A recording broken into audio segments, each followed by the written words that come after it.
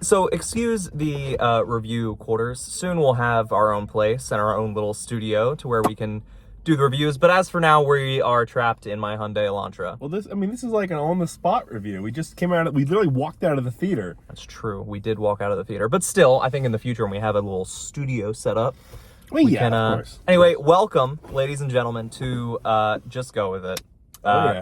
We are back to doing reviews. I know we did Joker, kind of just on the spot, out of nowhere, but I am so excited to be back and be in person and be able to talk to them. Hi. I just rubbed his face. It was fun. But anyway, today we're doing a double feature. We just got out of watching The Substance. And it was abusive. That movie was insane. It was so wild. Okay, for starters, this is a spoiler review. Yes. Ben would probably not agree with this, but I would say go watch it. Go watch it right now without knowing anything here's the about thing. it. I would say go watch it. Ah!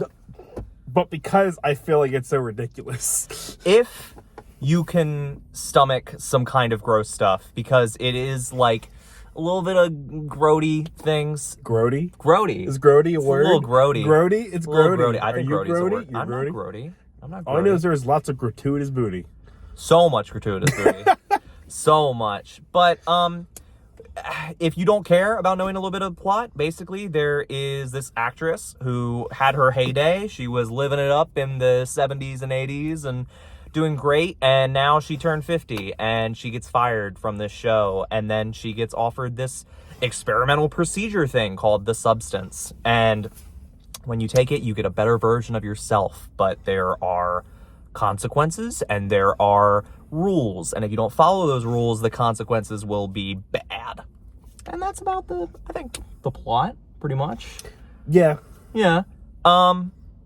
Funny thing is, the entire plot could have been avoided if they just followed the rules. Yeah, for sure. So there are, since this is spoilers now, if that didn't intrigue you and you don't care and you haven't seen it, we're just going to get right into it. If you have seen it, still watch this. I guess, yeah. Don't shoot don't them turn away. Don't turn away. You want to know what we want to know? Wait, what we do know? Yeah.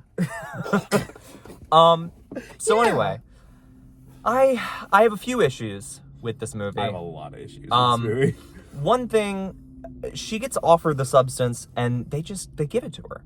They just, like, she calls up and then they just give it to her. And I'm like, I know we're not supposed to look too much into it, but why was it free? See, I saw it because she was in the doctor's and he was filling her up. Yeah. So I saw it as less of a, this is free, more of a, we are testing this drug. We were testing it. He at least said candidate. That's true. So that doesn't bother me. All the other things bother me. Like, how did nobody notice? Notice what?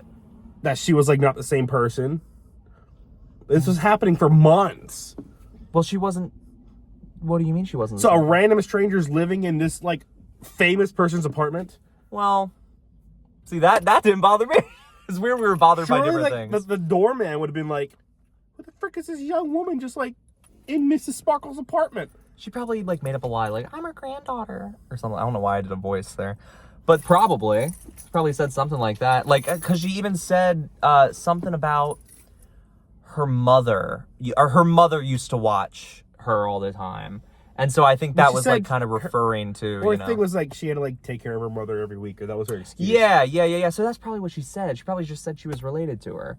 And then maybe even after the first time of switching back, maybe Elizabeth was like, hey, my granddaughter is going to be staying here for a few weeks, you know? I mean, mother, she's only 50. Okay, my daughter is going to be staying here for a few weeks. It could have been that. I don't know. But this movie just went off the rails. Like, every time, like, if you just would have followed the rules. Because the rules are... It jumps in places. What leaps do you mean? of logic. I'm just sorry. Just, like, some leaps... It's like, there are scenes where something happens, and then it just cuts to her back in her little closet. I loved her little was the bathroom outcome? closet. What was it? She is a freaking, like, health guru on TV. How does she know how to do construction? She was looks good at it too. Explain this to me. I can't do it, and I have like some level of like competence. I'm an expert, but how would she know how to do this? She used set screws. I was like, dang, she knows how to do some stuff. Oh my goodness. But oh my gosh. By the end, whenever we don't have a ton of time to do like a full-fledged talk about, but by the end, when she does the substance again, does the number one, you don't use the activator, she does it again, and then she turns into this like freakazoid blob thing that's like just a bunch of body parts all over the place. You missed when she turned into like a witch hag at first. Oh yeah, yeah. And then like she literally saved herself. Which version?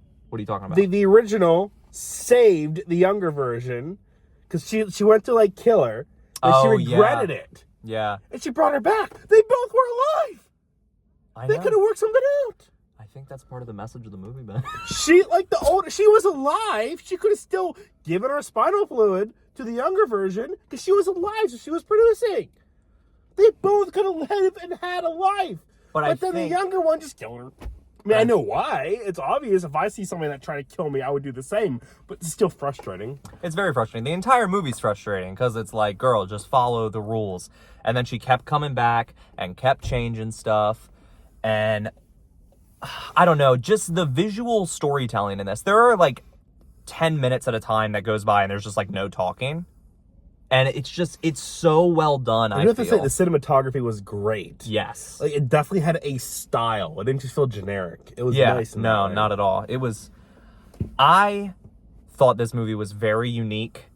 I thought it was very just entertaining. For being a 2-hour and 20-minute horror movie, I think it was really well. There was no body scary horror, parts. body horror. Like you called it. Yeah. Like this would be considered a horror movie. Yeah, I suppose. Yeah. I thought the two main actresses, great. I know Demi Moore was the one. I always forget. It's like Margaret something, but both of them were fantastic. They did a really good job. And then Dennis Quaid as the producer guy. Oh my goodness. Was so great.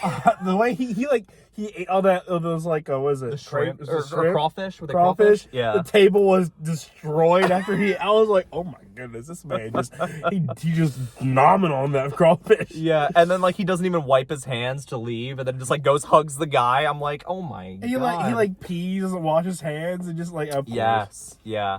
I gotta admit, first like 20 minutes of the movie grabbed me immediately. There were some slower parts in like the middle, but the first 20 minutes I was like sold. Just that visual storytelling at the beginning of the movie with the egg doing the yolk, and then the Hollywood star. See, the beginning gripped me too. Mm-hmm. The middle was kind of like, in the end, I was kind of, this is just cheesy. It did get very cheesy at the end. Our theater was going insane. The theater was literally laughing. That's like, how cheesy it was. Yeah. This is a horror movie, and our theater is laughing. And he's saying it's a good horror movie.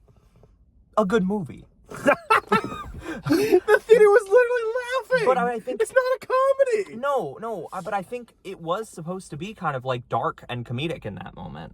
Because it's supposed, that's what I think the director was trying to get, that kind of reaction. And I thought the amount of audience, like, there were some scenes where, like, people in the audience around us were going, and like, ooh, and like, ooh, but oh my god, like, splash.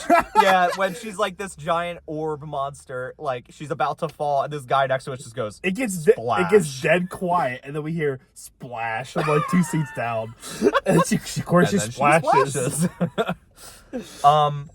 I really don't have anything else to say.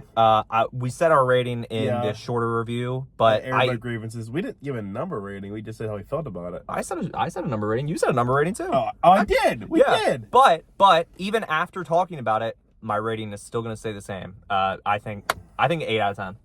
I don't think it's a good movie. I still think it's a 5 at best. At best. Well, I'm just going to have to go with it. while Yeah, we suck go it. watch The Wild Robot. And then, Yeah, and now we're already late, so let's get going. yeah, oh my God, we are. Well, it's 5 minutes. It's fine. We got Nicole Kidman to tell us that heartbreak feels good in a place like this, so it's fine.